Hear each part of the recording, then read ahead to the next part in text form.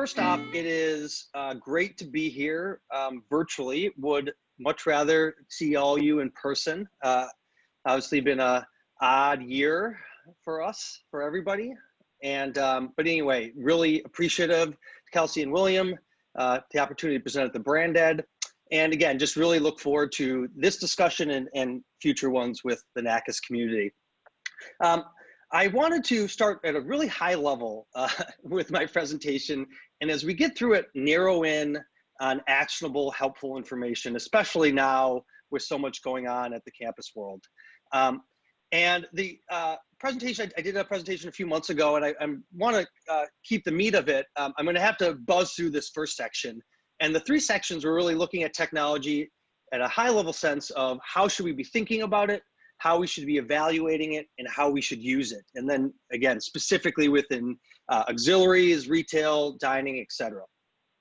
So again, I'm going to buzz through this, this first part, but to make this first point of how we should be thinking about technology, I started and wanted to start with a piece of innovation that we're all very familiar with, and that's the kitchen or the oven. And to make a point, I wanted to start and rewind as far as we could and go to the first version of this technology, the campfire. And basically, the point I was trying to make with this is when we think about how these massive innovations that are really quite transformational, not just to one habit, but to our lifestyles. Campfire is a great example, right? This really moved society to more communal. But the point is, these transformational pieces of technology are not coming from outer space or the future. They're evolving with us as our lifestyles evolve based on our needs and our local environment, right? So as the campfire emerged, right, those that were doing cooking along the coasts were doing it differently than inland and on farms, right? It wasn't something from the future, it was something that evolved with us. And again, speaking of that technology point, I started at the very beginning, and then I wanted to fast forward in the future to the future of this technology. And drum roll, a little bit of blast from the past, a feature of my childhood here, and that's the replicator. Right? So this evolution of we started with the campfire, and right, the future has told us what the technology will look like. And it's this idea that you can walk up to this device, this is from Star Trek, and you can say whatever you want, and it just shows up. And the point I wanted to make here is as we look at this path of evolution for technology, it's trending, it trends towards convenience. Right? Driven towards the consumer's experience of how they can get things more quickly, more conveniently, et cetera. And it's not just the convenience, it's the depth and the reach of the experience. So what you can do with that, right? You can't just get a cup of coffee with the replicator, you can get whatever you want. But the point, I ended this section with this reality, and hopefully we all have our skepticism hat whenever we talk about technology, right? It's not a solution in and of itself. But the point was, whether you're talking about the campfire or the replicator, if the coffee doesn't taste good, you're out of business regardless. So the other part of this piece that I will skip, I also did a verbal tour of my own kitchen and the pieces of technology that were used. But the reality was the only summary from this slide was that the COVID beard was way past due.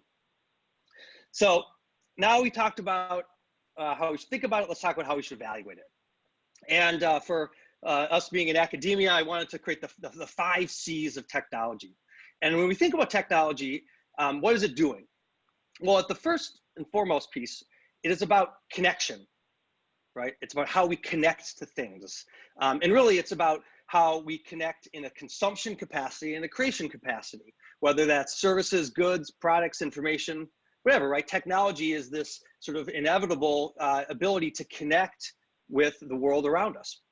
But in doing so and creating that connection, it's really about creating more ability to customize, to create a more bespoke, specific personal experience to us as the consumer, and control, right? Both of how we present that message, but also how we receive that message as well.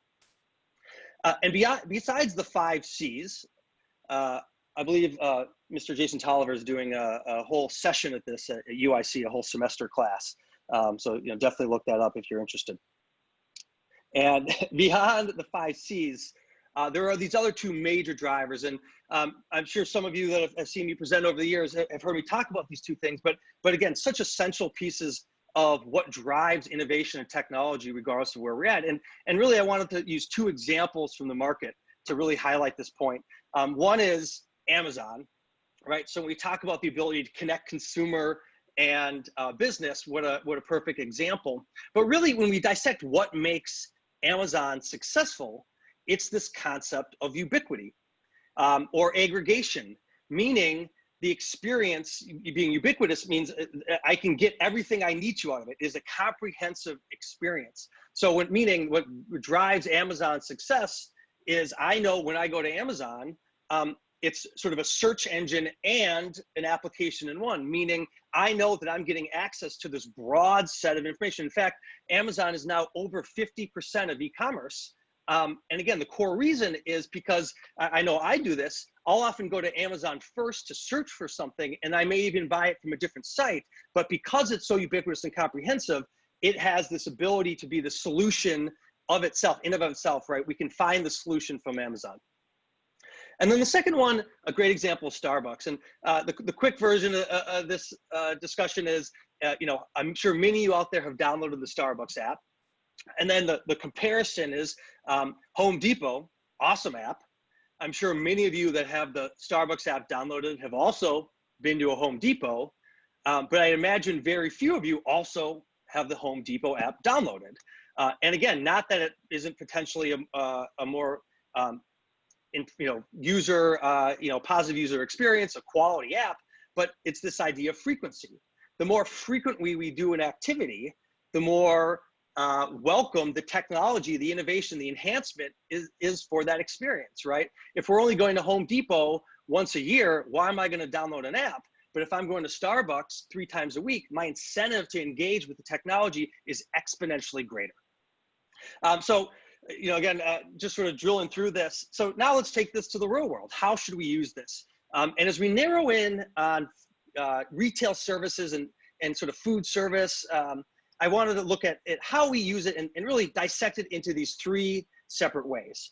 But we know the answer of how we use it. It's to drive convenient experiences for our customers, right? That's at the core of it, right? Amazon is successful, not just because it's this huge, Amazon isn't being driven by the business. It's, obviously Amazon's successful, but small businesses aren't driving Amazon's success. It's the consumer's desire for that aggregation, that ubiquitous experience that's doing it, right? Consumers are driving this evolution of technology.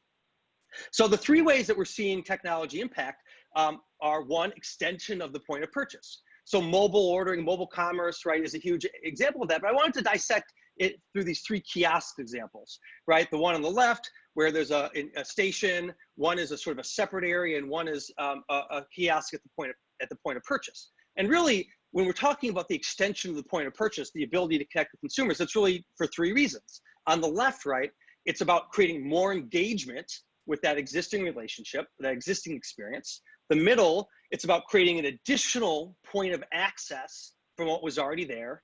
And then the third is where we're transforming the existing experience. Rather than walking up and engaging with cashiers, right, we're walking up and engaging with technology, and then there's some domino effects there. Another example, right, voice activation. A couple example from last year in healthcare, but the drill down is Cedars-Sinai started adding Alexas to some patient rooms because so much of the need for a nurse or someone to come help was about little things like changing ESPN, right, change the channel. Well, now voice activation, right, that can become a great tool, but just the idea being it's another way to create connection and activate and access to a range of services. The point of pickup, right? These can be non-technology solutions like basic cubbies that we see all over, or technology-oriented solutions like locker systems. The first one I saw was at the Cincinnati ballpark. I know we just saw another great, really cool presentation on lockers. And again, just another way to create a different point of pickup. Delivery is a huge, change in how the point of pickup or point of delivery is changing, right? Delivery sales are up and up and up. And right, going back to our campfire example, really driven by the idea of consumers and how we can get things when and where we want it and as quickly as possible. How the in-store experience, right? So we're seeing the point of purchase change. We're seeing the point of pickup change, or point of delivery change, and also we're seeing that middle, the in-store piece of it change. Examples, right? We see fully automated cafes, like robot cafes. This one's called Cafe X. Another kind of a blunt use example, the Home Depot by my house, rather than having cashiers, right? They force everyone to scan their own items. Rather than having 4 cashiers, they've got one person tearing their hair out trying to explain to people how they use the device. And then we're also seeing a lot of video technology really enhance a lot of the in-store experience. So whether it's retinal displays or just iris cameras or just in general, the self-driving market has really evolved a lot of this technology, and I think we'll see more and more of it. And the last piece of how the in-store experience is changing, something that's huge. We're doing a ton of this in our business through COVID, but working with universities or other facilities to create these virtual kitchens or ghost kitchen concepts. But this is a trend that's been going on. We've been talking about this well before 2017, but right, it's a trend in the market that's been really accelerated by our current conditions. So what's the point? Well, as we evaluate technology, right, we have these 3 separate things. We have the point of purchase, we have that operational experience, and the point of pickup. But all of it is this one consumer-driven experience, right? Rather than looking at things as 3 separate steps, it's one experience that has 3 separate components. But the reality is, right, for all of us, right, if we only did what the customer wanted, we'd be out of business a long time ago. So despite that the consumer is driving this evolution in this process, our job as operators and technology providers is to how we connect with the consumer, but again, design the process in a way that's optimizing the human experience, the operational experience, the real world experience. So drilling through here, this is the time I really hit the halt button and said, okay, let's get into the real world. What are we talking about here? So a couple quick examples. I'm going to buzz through this and hopefully have some time for questions. But first, introducing Grubhub Campus. I know many of you are familiar with Topingo. I've been connected with NACAS almost 8 years now. But the idea is rather than just having this geolocation set of restaurants, it's as a personal experience, a customized experience just for the campus. So just seeing your on-premise concepts and locations. And real quick, just what that experience looks like. So I want to get into an example from Chick-fil-A, a big partner of ours.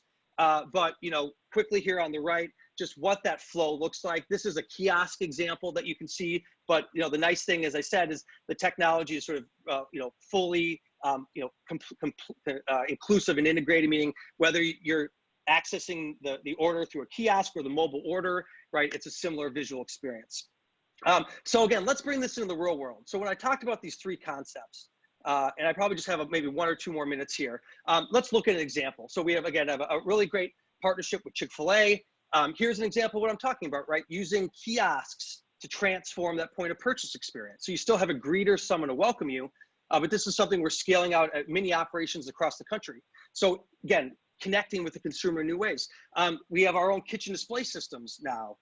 Really cool products that can do different types of routing, right? So that's how we're onboarding and bringing that information into the operation. And then a really cool product called the Grubhub TV, which is about helping that point of pickup.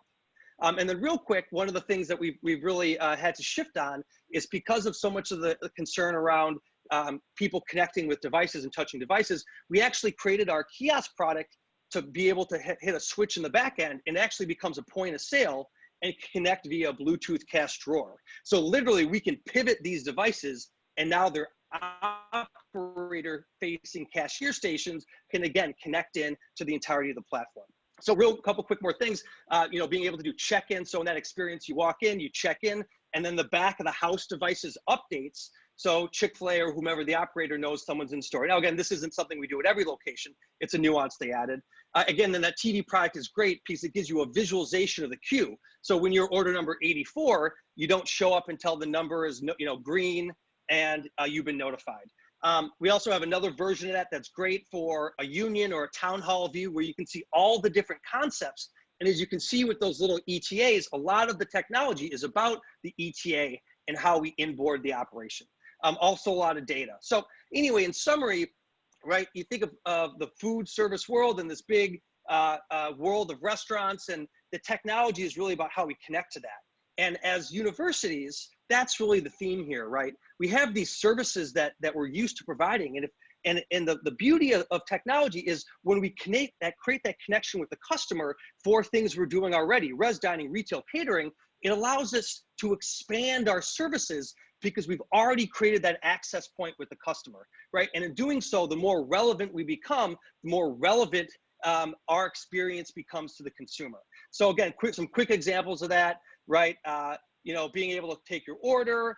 Virginia Tech, through COVID in the spring, actually flipped and started doing about 1,000 deliveries a day. They've shifted that, but you know, delivery to the dorms is an example.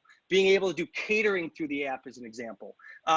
This is a really cool thing we did for res dining that's really been a big feature. So being able to pick a time slot, you know, you only want to have 40 people in the res hall at 10 p.m., being able to do that through the technology. Really cool, right? This is an example of that TV I was talking about, the aggregate view. So being able to see which of the venues are busiest. And then again, more examples. So being able to create this customized experience as you onboard the customer. Sometimes you might have one operation that's doing multiple things, delivery and pickup.